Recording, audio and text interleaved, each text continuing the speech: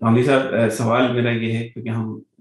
نان مسلم societies میں رہتے ہیں، تو کیا کسی نہ کسی ڈگری میں ایز اے مسلم ہم پہ دین کو پھیلانے کا یا دین کے معاملات کو شیئر کرنے کا یا دین کی نالج شیئر کرنے کا کوئی کسی ڈگری میں ہمارے اوپر ہمارا دین ذمہ داری ڈالتا ہے؟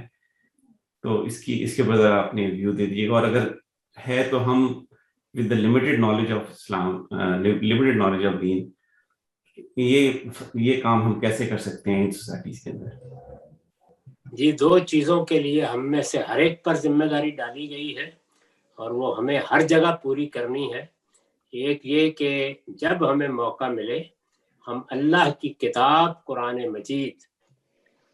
پڑھنے کی صورت میں یا سننے کی صورت میں، کیونکہ اب یہ دوسری صورت بھی پیدا ہو گئی ہے، قرآن آڈیو بکس میں ڈھالا جا چکا ہے، تو پڑھنے یا سننے کی صورت میں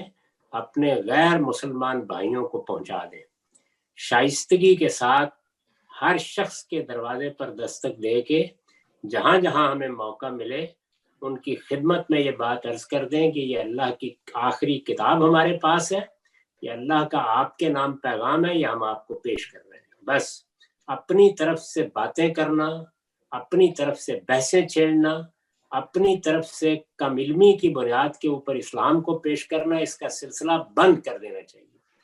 ہمیں بتایا گیا ہے قرآن میں کہ میری کتاب پہنچاؤ اور بس اس کے بعد تمہارا کام ختم ہو گیا۔ عام آدمی کو اس کے علاوہ ایک قدم بھی نہیں بڑھانا چاہیے۔ تو دنیا کی ہر زبان میں قرآن کے ترجمے ہو چکے ہیں، جو مناسب ترجمے ہوں وہ لیں۔ ہر شخص، ہر مسلمان کا یہ فرض ہے کہ وہ اپنے حلقے میں، یہ نہیں کہ ساری دنیا میں،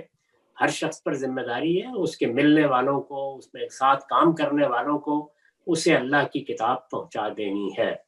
اور دوسری ذمہ داری یہ ہے